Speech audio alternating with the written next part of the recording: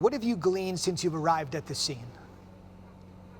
Well, one of the biggest revelations that we heard was that there were actually 9 people on the manifest of the helicopter when it crashed. And the sheriff here said that initially, when the helicopter crashed, that firefighters had to hike up a hill because it was kind of a brush. It was a hill behind me, and they had to put out this fire. The fire was burning very hot, and it was very hard to put out because of the presence of magnesium, which when it interacts with water, makes it burn even hotter. At the same time, though, paramedics were able to get to where the crash site was and evaluate if there were any survivors. And at that point, they evaluated that there were no survivors of the crash, and the firefighters continued to try to put out the quarter of an acre brush fire that was on the hillside. Now, I actually visited the crash site earlier, and I can tell you it was very foggy there. There will be an investigation as to what caused this, but one of the residents who lived across the street in an apartment building said he heard the helicopter going by. It was shortly before 10 a.m., and he didn't think much of it because helicopters do fly through there sometimes. There's a sheriff's station right here. It's not uncommon, but he heard the sound of something falling, and he said something seemed off with the way that helicopter sound.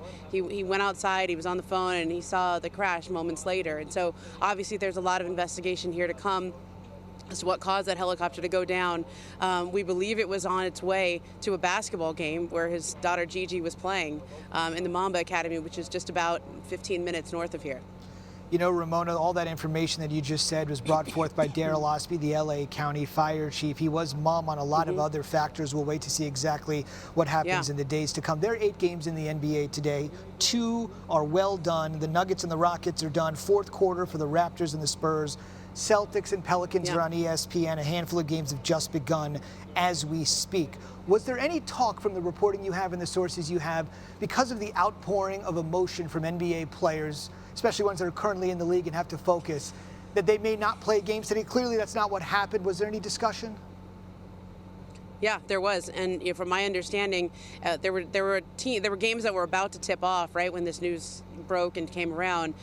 It was shocking for everybody involved and all the rest of the games that were going to be played that day. And there was conversations between the league and each of the teams and the general managers because the players on both sides were shaken. I mean, they were so emotional in what Kobe meant to them. Some of them knew him personally. Some only knew him as Kobe the legend because obviously he retired 4 years ago.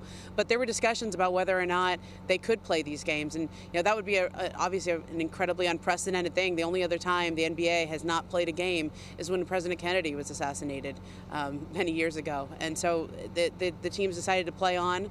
I know there's still an ongoing discussion about what the Lakers and Clippers will do.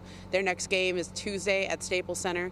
I don't think there's been a decision made on what's going to happen Tuesday, but obviously everybody's hearts are heavy, and especially so with the Lakers organization. No question. We'll continue to monitor it. Last thing for you, only because I think you're the perfect person to ask this. You're an Angelino by birth. Kobe is an Angelino by heart, I think, after spending more than 20 years there. You covered his career, post-career, as I mentioned. You've been around it from beginning to end. Your thoughts on how you would sum up the legacy of Kobe Bryant and what he meant to basketball? Well, Kobe over the years is somebody that I covered, but over the, we got to be friends towards the end, and especially so after he retired. We would text each other.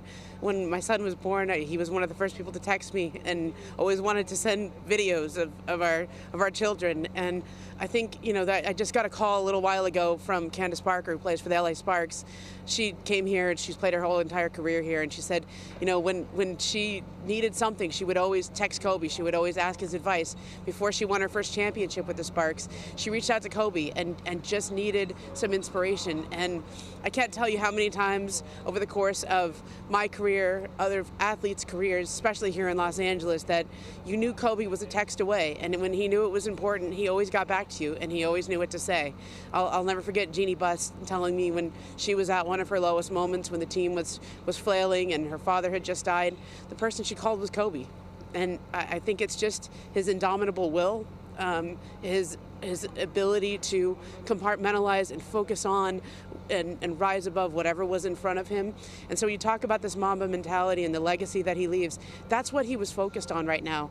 After we're here and at this press conference now, we're going to drive to the Mamba Academy because that's what he wanted his legacy to be. He was writing children's books. He was doing podcasts for kids. He wanted children, the next generation players in this league, to understand what it took to be Kobe Bryant and for that to carry on. That's what he wanted his legacy legacy to be. And now, you know, he did so much since he retired. I kept telling him to slow down. Like, enjoy your retirement, man. Go on a vacation or two. I'm really glad that he produced as much as he did after he retired, because we have that to remember him by.